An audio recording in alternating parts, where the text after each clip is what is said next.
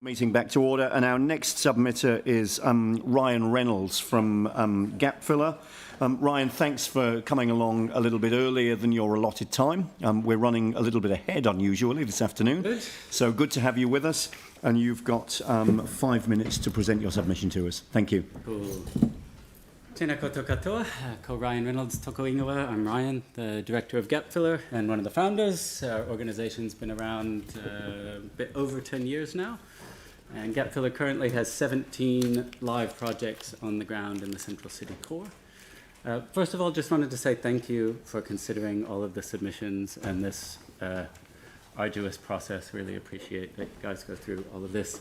I'm not going to cover off what I did in the written submission, so I'd like to briefly focus on the second portion of our written submission around what we're sort of calling the untapped opportunity or unexplored vision for Central Christchurch. And I just want to give a couple quick illustrations. Last week, I was contacted by Auckland Central MP Chloe Swarbrick, wanting to pick our brains about how we and Christchurch used creativity to enliven a dead central city. They're having some problems with Queen Street and the Auckland CBD, and looking to Gap Filler and some Christchurch examples for guidance and inspiration.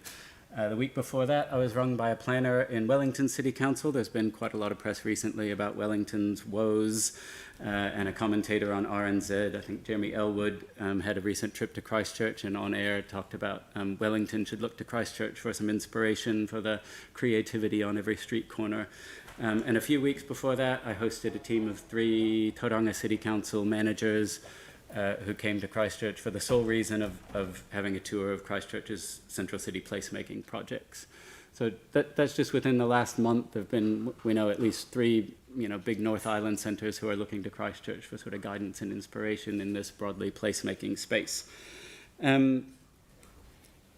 Everyone loves Riverside and the new retail precinct, and the central city has a lot going for it. And I'd say then the second point of interest is the more creative and community building projects happening mostly in empty sites and in the public realm spaces of our city. But as a city, I still feel like we, that is council and its agencies, have never fully embraced and promoted this, second half of the city. We've largely viewed the empty sites as a problem. We've thrown a bit of resource at them to keep a few things ticking over, but ultimately we've been waiting for the private redevelopment to take the problem away. And I think 3 things have changed since the last LTP process. One, I think it's become clear to all of us that the private sector redevelopment has plateaued for a while, and it's going to be a long time yet before all sites are developed. 2, we've also had a real steep increase in new public spaces that frankly mostly sit empty because we haven't increased the central city population or activity fast enough. So they're for the moment a liability. They look great, but they're often desolate. So I think it's not just the unfinished parts of the city that need some attention, but actually our recently finished public realm spaces as well. 3, and most importantly, I think, with Riverside, the Avon River Promenade, Turanga, Te Pai coming on soon, I think we've completely moved past the risk of being stigmatized as the Quake City, that this vacant site, weird creative stuff is the only thing we've got going for us. So ironically, I think that makes it finally fully safe for us to embrace this other side of what's going on in our city, and really promote that as an attraction in its own right, because there's enough of a normal city to sort of counterbalance it, like Berlin managed to promote for quite a few years, or decades rather, that sort of 2 sides of the city. So I don't know that placemaking is the right term, but if we got a cross-agency group really backing this notion of Christchurch as the capital of creative urban play or something along those lines, happening in both the finished and unfinished parts of the city, I think we could really start promoting Christchurch as a completely unique destination and place to live with, on the one hand, the new high-end amenities and also the weird sort of creative culture that's totally authentic to this place, not viewing them as 2 opposed halves, but bringing them together into a whole. A couple real quick notes.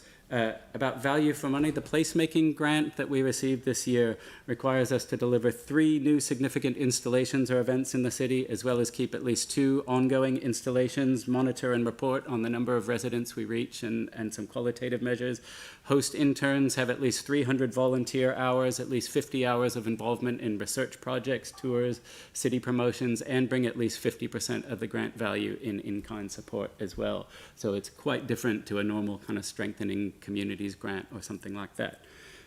We'd like to explicitly request confirmation of multi-year funding The current funding model means we simply can't make long-term plans and continue to pursue meaningful partnerships with Christchurch NZ, CCBA, the Office of Ethnic Communities, and others who are reaching out. And within the parameters of the draft LTP, talking about placemaking grants and requesting funding is about all we can do. But what we'd really like is resource and mandate to help lead the development of an action plan with Council, Christchurch NZ, and others to bring this sort of creative urban play narrative, or whatever we want to call it, this city-making laboratory, into being. Thank you. Great, and that's very neatly filled the allotted time, so you haven't left us time for questions, but thank you very much indeed for the presentation and for the written submission. Thank you. Cheers. All right. So